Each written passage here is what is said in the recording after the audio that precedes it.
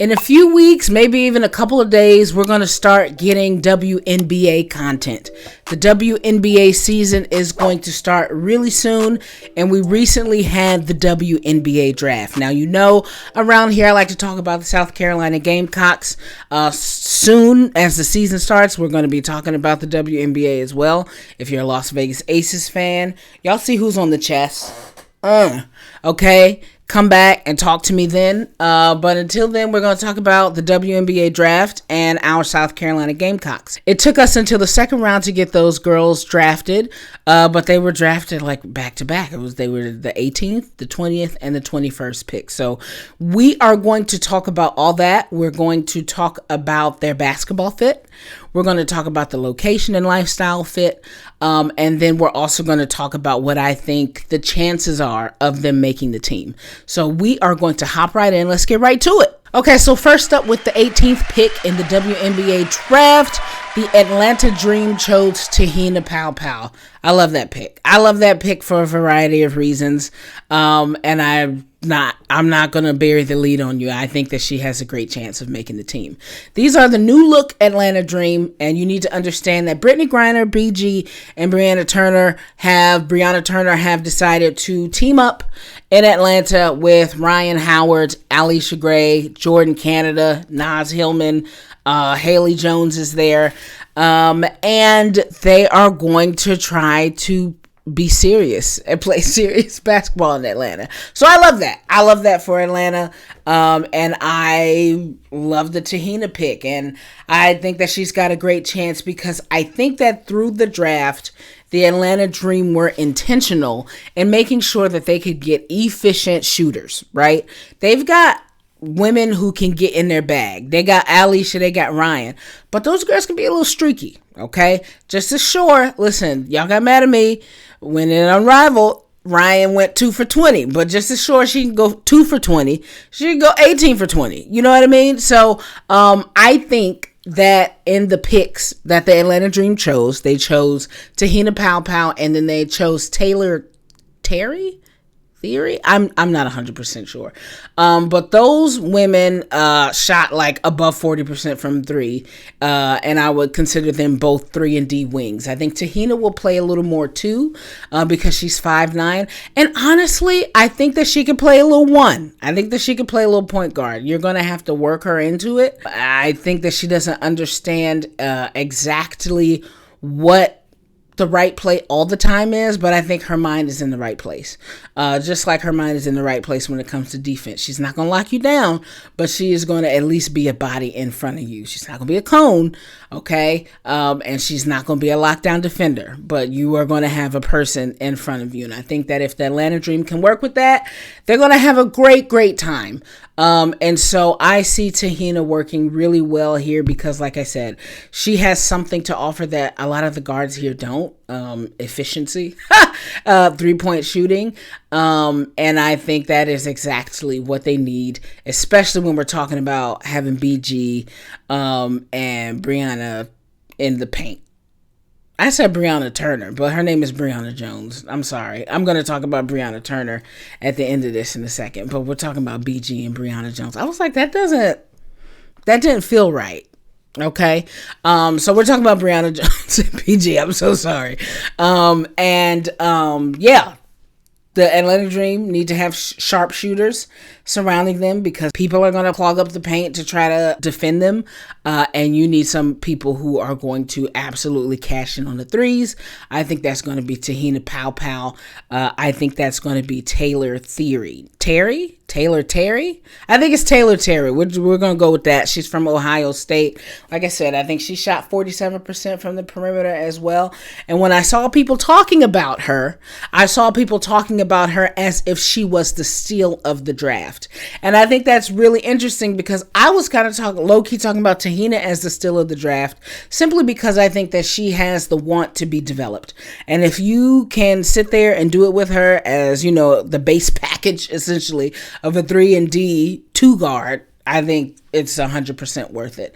So overall, I think the Atlanta Dream did really, really well picking their guards and trying to build and craft a team around BG and Brianna. I love the Atlanta Dream as a location for Pow Pow because it's right down the street from South Carolina. I know the fams love to come down to Atlanta to see Asia when she's in town, or even just see like Alicia, see what she's talking about.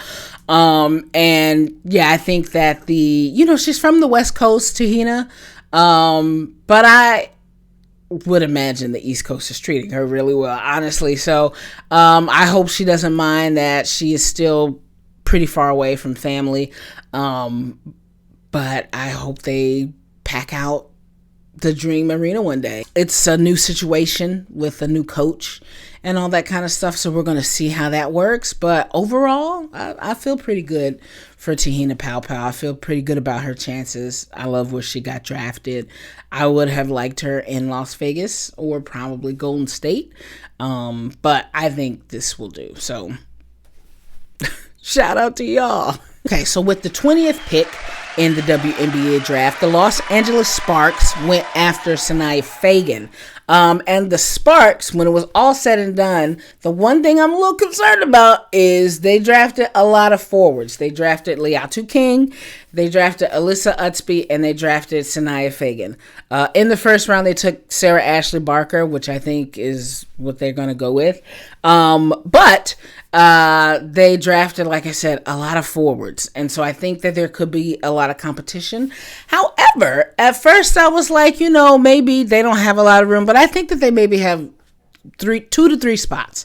It really depends on how the Sparks play it, and if they want to get rid of some of the people they have on the roster. But they probably have like 1 to 2 spots for their drafted forwards. Like I said, they got Liatu, they got Sania, they got Alyssa. And honestly, truly, you might be able to go back in some of my videos, but I love all 3 of those forwards. Like, honestly love Alyssa. I love Liatu. I love what she brings.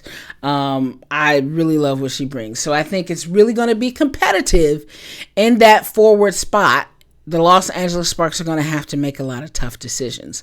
However, I think it really depends on what they want, right? It really depends on what they want. Cameron Brink is not going to be with the Sparks to start the season. She's not going to be with us to start the season with that ACL tear. So she's just not going to be there. So do you want someone for Cam Brink insurance? Or do you want someone for Azrae Stevens insurance? And it's not that she's hurt now, but she does have a pretty significant injury history. I wouldn't say Cam Brink has an injury history. It's just a significant injury. Whereas Azrae, she always kind of end up hurt. So I think, like, depending on what you want, what you're looking for, will you draft your forwards depending on kind of what kind of insurance you're looking for there. If it comes down to Liatu versus Sania, like, I think Liatu is better offensively. So if you wanted somebody like to back up Azrae, you would go Liatu. And then Sania, probably with the blocking, you would say is probably closer to Cam Brink. These people don't play they don't play anywhere close, and they're probably not even close in size. But I'm just saying, that's probably why they went heavy on the forwards. If De'Erica ever gets injured or needs to take time off or anything like that, you would have that there. And then, like I said, you're probably going to keep Sarah Ashley Barker. I think she's going to be your wing, your Rakia backup. I even think Kelsey Plum back up. I know a lot of people are like, Kelsey Plum was going to LA to play point guard, but she's not, because she's not good. She's not going to be a good point guard, especially if the idea is that, like, all these people have to get touches. De'Erica got to get in touch. Azrae got to get in touch. Cam got to get in touch. I got to put you don't want KP for that. So I think they're going to have to figure that out at some point. But I think Sania has a decent chance. Say she has a good chance. I wouldn't say it's great. I think TeHina is on the Atlanta Dream 100%. Sania, I'm not 100% sure. Like I said, I really think it depends on what the Sparks are looking for, what they want. You also have to be considerate of the new coach. There is a new coach in LA, the coach from Utah, and she likes to play fast, and she wants to get shots up and all. And I think Sania would be good for that. I also think Liatu would be good for that. And I don't know. Like I said, I think it's a decent chance. And then I'm also a smidge concerned about the fit. I think basketball wise, it could work. But like I said, I'm just unsure of what the vision is. I don't buy the Sparks personally. So let me put that. I do not buy the Sparks. And I know that people are excited about KP, and I love KP because I love the Las Vegas Aces. But I don't think she's going to be that. But we'll see. We will see. But my point was how is Sania going to fit? So basketball wise, I'm not sure. And location wise, I don't know if she has any ties to the West Coast. She's from Georgia.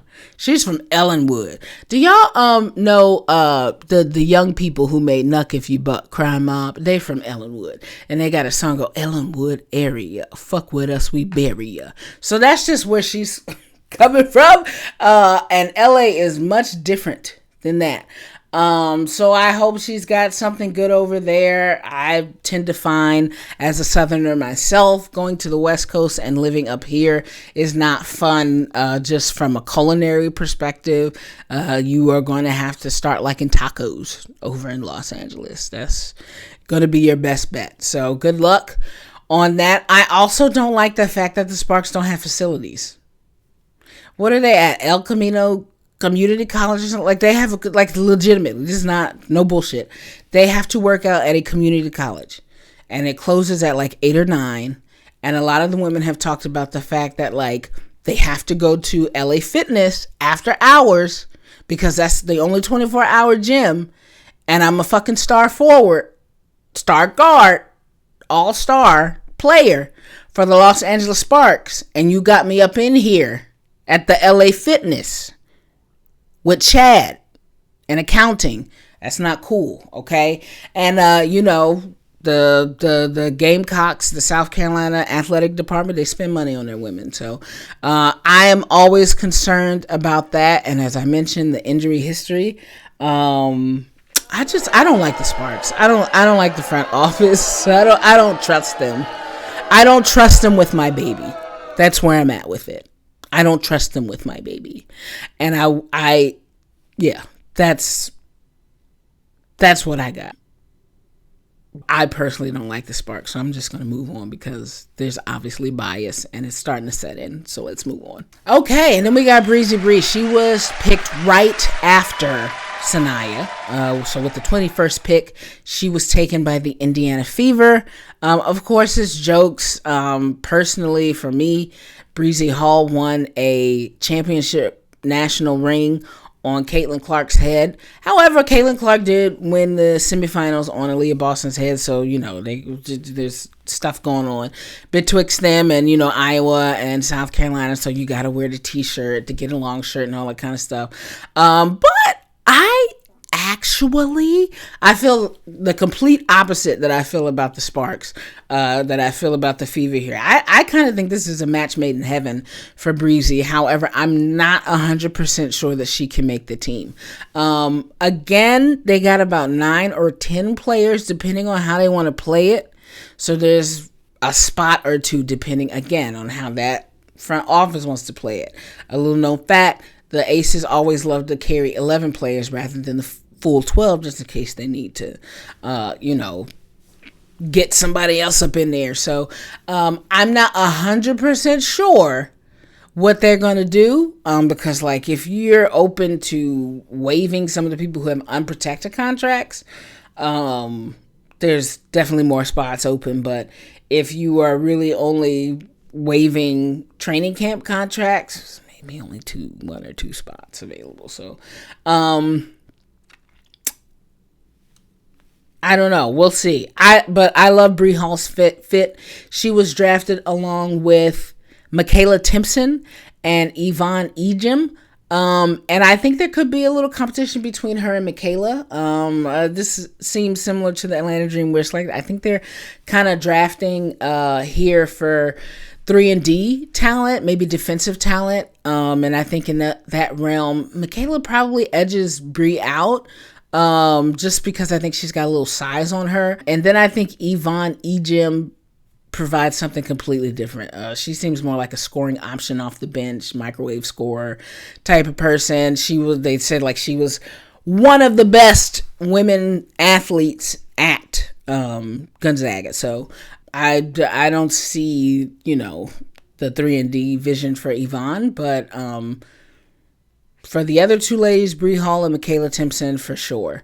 And I think that there may be a little more competition in that spot, in that 2-3 wing area, because they have a training camp. The Fever have a training camp contract with Jaylen Brown. That's one of the people who, like, if they're open to cutting her, there could be 9 spots available. But if they really want to keep Jaylen Brown, you might want to go with that potential over, trying to develop a rookie. I think it's a great landing spot for Bree Hall. As far as the basketball fit is concerned, I love her learning from DeWanna Bonner, possibly just harnessing that length and just understanding how to be effective with the tools you got. And I think I love it from a perspective of the location and lifestyle, right? She's from Ohio, which is down the street. So she's from Ohio.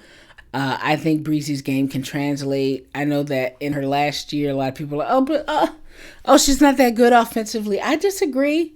I think that she was a little timid this year because she was a senior and she knew. But I feel like her last year with Camilla, she was good.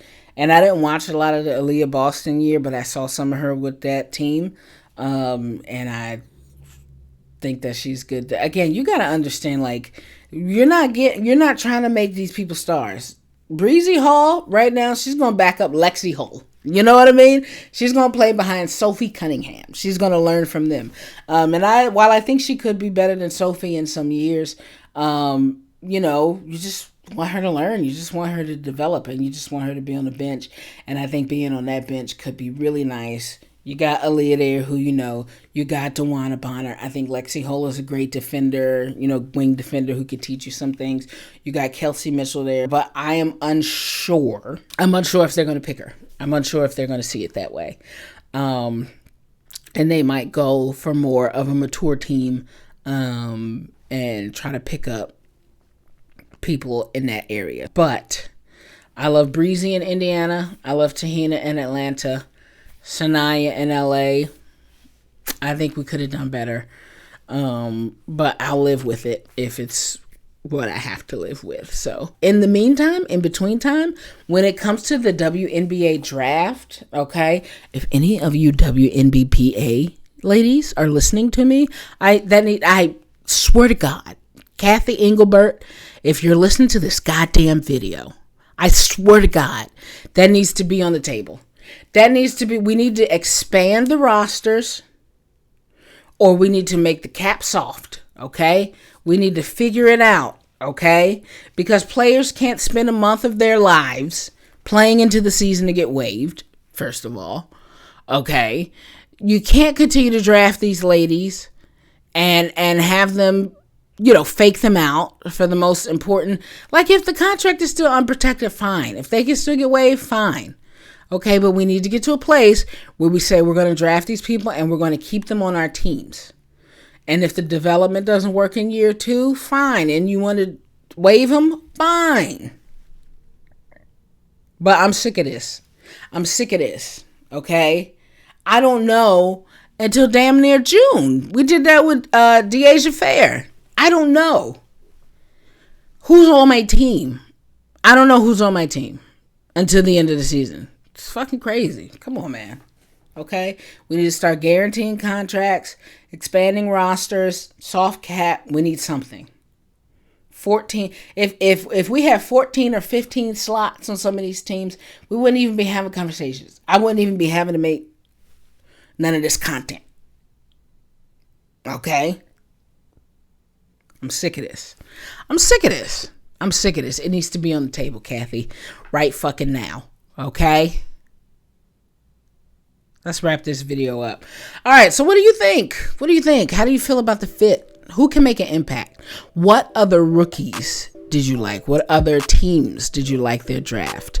What teams are you going to follow now based off who they've drafted? I'm definitely going to be tuning into Atlanta. If I have to watch LA, I will, but I'll definitely be tuning into Atlanta. Yeah, what do you think? How do you feel about the WNBA draft? I'm probably going to do another video about just the weirdness of the WNBA draft. Let me know if you want that. Wasn't it a smidge weird? It was odd. Like, even Sarah Ashley Barker, like, why was she with 8 or something? Why would that ever happen?